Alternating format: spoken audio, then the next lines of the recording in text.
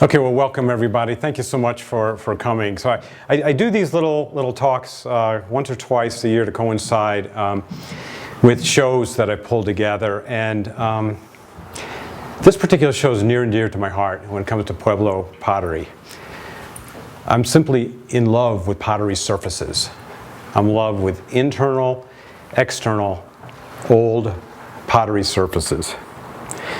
For those of you who've heard me give these talks before, I'm going to be cheating a little bit because there's some things I wanted to get across in this short talk. Because this isn't the kind of pottery that we're sort of used to looking at. In Santa Fe, it's almost Indian market time. And the potteries that we're used to looking at is really beautiful. It's new, it's perfect. It's sort of the beauty of youth, isn't it? It's the easy beauty. Comes to us easily.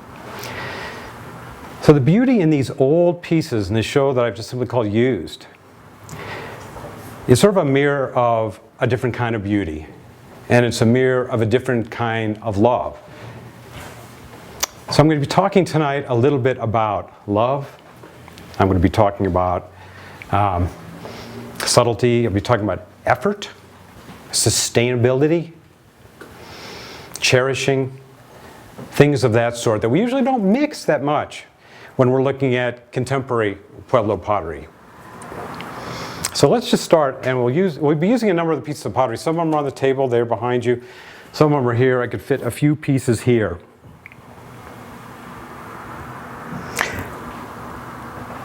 So we're going to look at the beginning of just the effort that goes into the creation of some of these pieces and the purpose for them. We have in this show some amazing examples of large pieces of pottery. Here's one. Actually one of the rarest pieces of pottery in the show, a 20-inch bowl from Zuni Pueblo that we know predates the art market because for a long time, most, if not all, Zuni Pueblo pottery that we've seen is painted. This one. Pretty typical, heavily decorated. Complex designs. These designs have existed for a long time, and certainly once the art market hit, it's what collectors wanted. This piece of pottery is one of very few unpainted mid-19th century Zuni Pueblo dough bowls that exist. The Smithsonian collected a few, but they're smaller. There's only ever been a few people that were skilled in pottery at the Pueblos at a time. Of that, a small fraction could produce large pieces of pottery like this. And if you talk to Pueblo potters, hard to make. They involve a lot of skill in making pottery. They involve a lot of strength. This piece of pottery, if you have time to look at it after the show, you can see how thick it is. And I couldn't hold it very long. The potter who's making it would have struggled with the weight of it as well. All that effort is all for love of a family. These bowls were needed. They couldn't be purchased in the 19th century anywhere. By 20th century, that's getting easier to accomplish in the Pueblos, but not in the 19th century. So these pieces of pottery are created for use in the home, to knead dough, to make bread, food for the family, to store food, and to keep the food safe because oftentimes a cover would be made, sometimes a larger dough bowl, to protect the food. So protection is part of this story of love as well. There's a number of pieces of pottery in this show where you're going to see really some unusual features. This old San Juan piece of pottery, I think dates probably to the 1870s, has a piece of twisted, probably barbed wire perhaps, all the way around. Because what happens to the old bowls from heavy use is little chips, little cracks, but it took a lot of work to create this piece of pottery.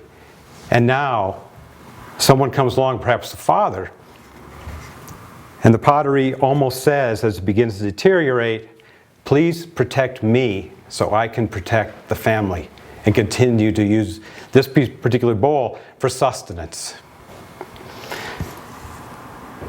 There's other aspects to this kind of use that I find really interesting, and this type of use as well. So here's another large piece of Pueblo pottery. Used and used and used and used and used. This kind of wear happens from a couple of different ways. Whether this had water stuff in it or dry stuff in it, it might have been scooped out with a ladle. The ladle might have hung here, friction created over time. If there's any liquid kinds of things in this storage jar, drip down, drip down. This kind of wear would take a long time to happen. So here's something interesting. Many of the Pueblo homes, I mean, you can go to Chaco Canyon, you can go to a lot of places, still go to the Pueblos if you're lucky enough to be invited into a home. Many of the homes small, but it doesn't mean there weren't children in the homes. So here's this piece of pottery, used to the point where the wall of the neck has become potato chip thin.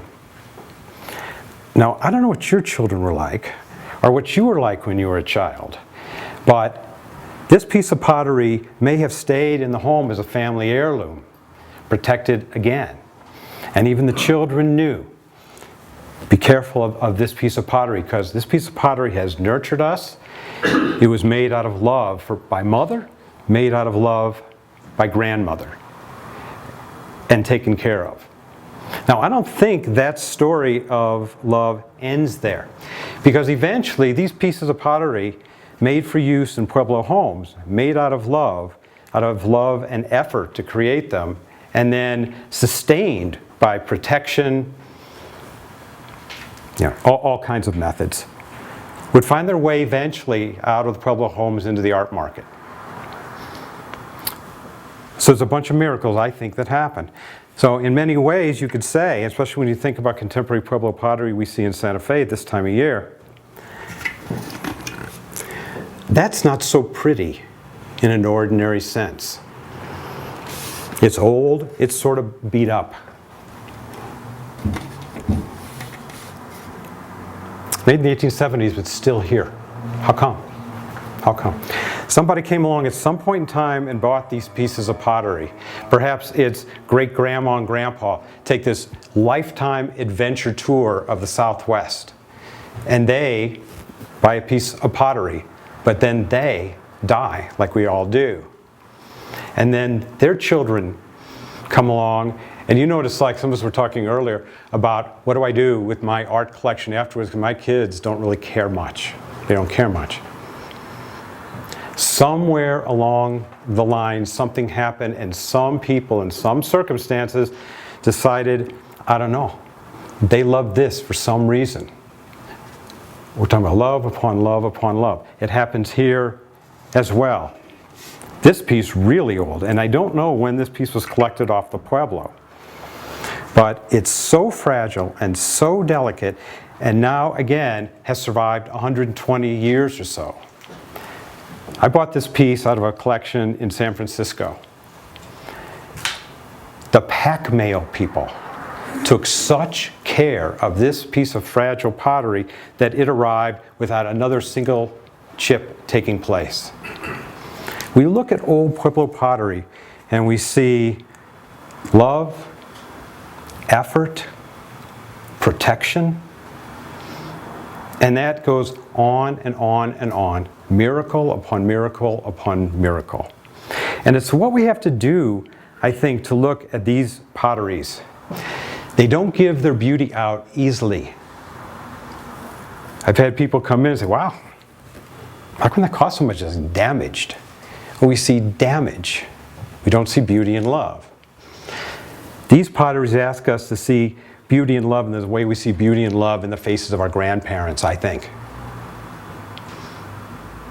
If you look really closely, and these potteries ask us to look more closely, because you know what? The beauty's still there. This particular piece of pottery, that the first thing you notice in it is all the use and the wear. If we look closely, if we look more closely, we see wonderful things. The form of this storage jar is magnificent. The reds are deep red. Afterwards, come closely, and people closest can see it. The fine lines here, created by a single strand of yucca. Try painting with one strand of your hair. These are like that. The person who made this was a master potter. If we look closely, the beauty, the love, the talent, still there. This pot gave so much happiness and pleasure to people in a home. And here's the miracle, it's 140 years later, it's still giving happiness and pleasure to us. So I'm sort of lucky, I think. I get to be a steward of these wonderful potteries for a while. And it's always my great hope that they're going to find their way into another home and be loved and protected as well, because we learn love and protection from these if we open our hearts to them. They have so much to teach us. That's why I love pottery surfaces. So I wanted to share that with you tonight. Thank you so much for coming.